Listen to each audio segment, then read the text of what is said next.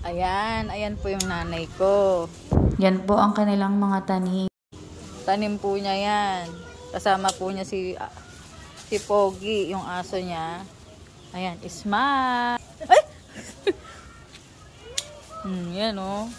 Ayan, mga iba't ibang klase ng gulay. May kamatis din dyan, tsaka mga sili. Diba? Perfect. Ayun, may kamatis pa pala dun oh. Ayan. Ayan, ayan si Popoy. Poy, oh. Poy, anong kinukuha ni nanay? Kamatis. Ayan. Ayan, ang laki ng mga bunga. Ayan, eggplant.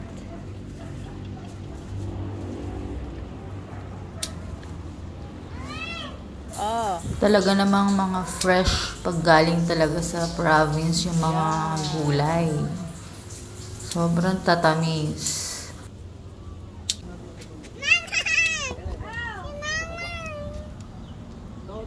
Poy, anong kinukuha ni nanay? Kamatis. Kamatis?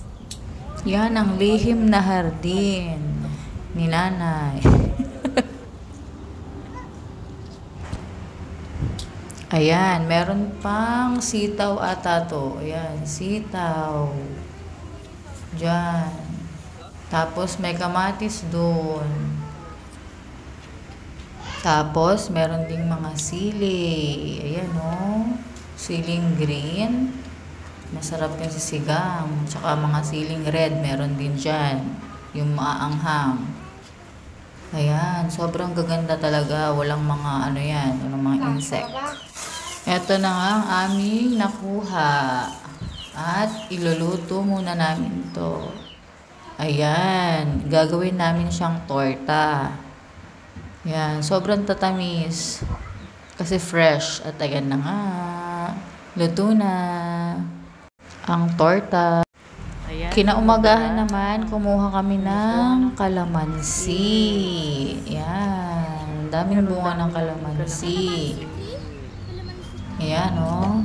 Pwedeng gawing juice, pwedeng gawing sausawan. Meron pa nga dyan papaya. Ayan, oh, papaya.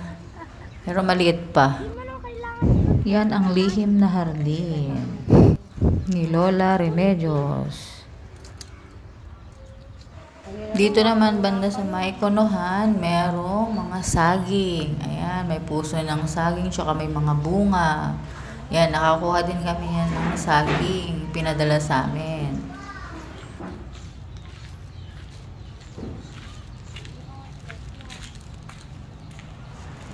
Ayan, ayan ang bunga. Ang laki. Pwede na yan. Poy! Ito naman si Popoy. Nakapayong pa. At naiinitan daw siya sa araw. Ayan, mamimitas ulit nga pala kami ng eggplant na iuwi namin. Ayan. Kung sa tabi niyan is abandonadong konohan. Ayan yung mga iuwi namin.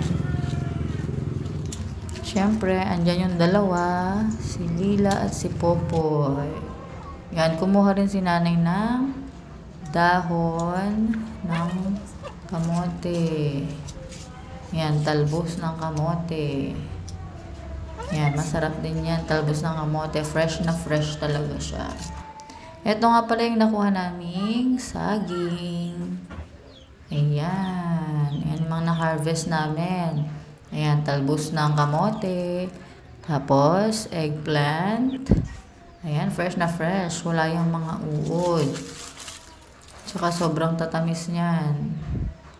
Ayan, may kalamansi.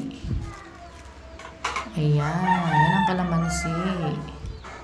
Tapos, may kamoting kahoy din. At syempre, may atis. Yan, atis. Kinuha lang yan lahat sa bakuran namin. Yan lang po muna. Thank you for watching.